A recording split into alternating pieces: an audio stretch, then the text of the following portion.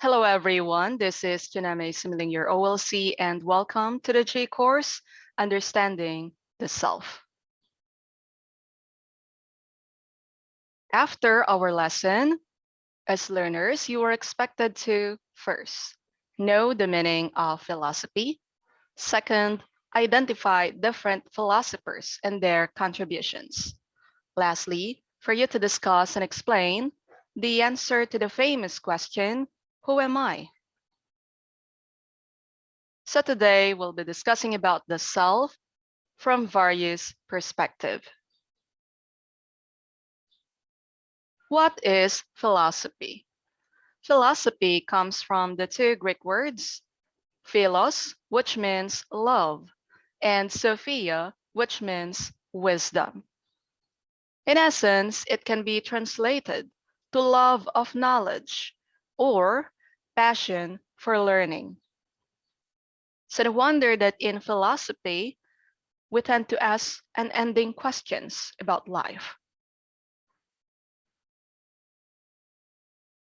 Philosophy is also the investigation of normal and fundamental issues concerning matters, for example, presence, information, values, reason, psyche, and dialect.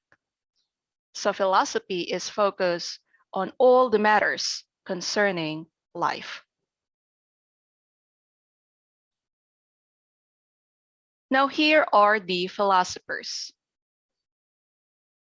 First philosopher, Augustine. Saint Augustine is a 4th century scholar whose notable theory implanted Christian teaching with Neoplatonism. Neoplatonism is concerned with the world as an emanation from an ultimate indivisible being with whom the soul is capable of being reunited in trance or ecstasy. He's also well known for being a matchless Catholic scholar and for his freethinker commitments to Western logic.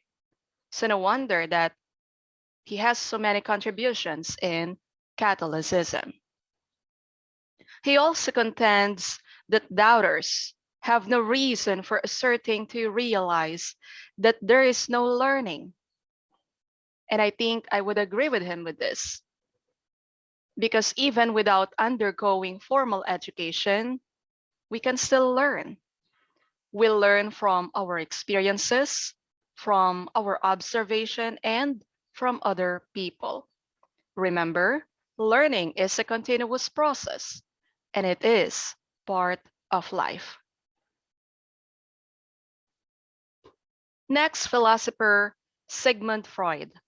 Sigmund Freud is known as the father of psychoanalysis. And when we say psychoanalysis nowadays, this is already used as a form of therapy, especially for people who would want to retrieve their lost memories due to trauma. He was also a physiologist, medical doctor, psychologist, and influential thinker of the early 20th century. Next philosopher, David Hume. Hume is our politics, Hume is our trade, Hume is our philosophy, Hume is our religion. This announcement by 19th century thinker James Hutchison Stirling mirrors or reflects the novel position in scholarly idea held by Scottish rationalist David Hume. Hume also argued that we can actually use logical reasoning in religion. Next, philosopher Plato. Plato is one of the world's best known and most broadly read and examined thinkers, so that's how famous Plato is. He was the understudy of Socrates, meaning the student of Socrates, and the educator of Aristotle, meaning the teacher of Aristotle.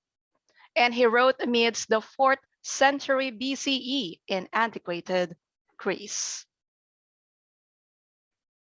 Next philosopher, John Locke. John Locke was among the most famous philosophers and political theorists of the 17th century.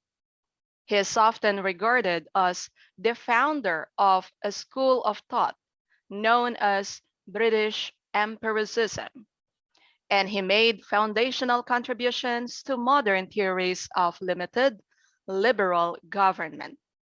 He was also influential in the areas of theology, religious toleration, and educational theory.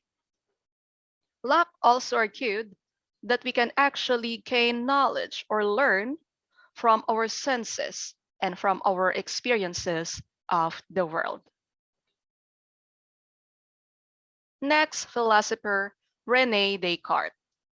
René Descartes is frequently credited with being the father of modern philosophy. This title is defended due both to his break with the customary scholastic Aristotelian theory, predominant at his opportunity, and to his advancement of the new unthinking sciences. And Descartes is also famous in the world of mathematics. These are the two philosophers who tried answering this famous question, who am I? The savant René Descartes proposed that our psyche and considerations are our actual character, a personality he called a spirit. So Descartes proposed that for us to answer this question, who am I, it could be our character or our personality. The savant John Locke contended that passing musings are not predictable and change after some time. They can't be our personality, since character is something that must be steady after some time. So for Locke, he contended that it cannot be our personality because it is something that is not steady. Remember that our character or our personality can also change. He then proposed that what makes a man himself as an insignificant measure of memory that must stay steady for the duration of his life. So he is proposing that if it is not the personality or our character, that it can be the memory, because it is something that stays in us. For instance, I am myself and not another on the grounds that I was myself as a little youngster, as an adolescent, and as a grown up. He named this consistency of memory equality of cognizance. Yet, in addition, Locke's proposal isn't adequate, meaning it's not enough, since extremely youthful children don't have a self-memory. Isn't it that we do not have a memory of the younger years of the self? The refinement amongst myself and the other creates after some time. So we can just recall a glimpse of our childhood. But when you come to think of it, we do not have full memory or full recollection of the younger years of ourselves. Besides, the majority of us have no recollections preceding a particular age, typically before the age of 2 years. Yet it is a foolish to assert that the infant I was and the grown-up I am today are not a similar individual. So we cannot conclude then that just because we do not have a full recollection of the younger years of the self, the infant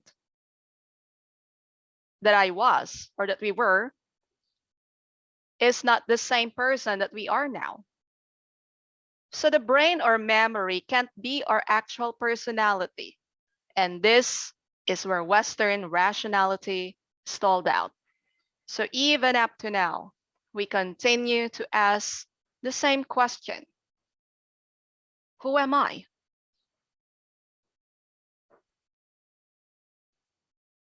For us to finally end this lesson, I have here a quote from Bridget Nicole from lessonslearnedinlife.com. And it says here that I am who I am, not who you think I am, not who you want me to be. I am me. And that ends our lesson. And I do hope that you have learned many things from this topic. Thank you so much for listening.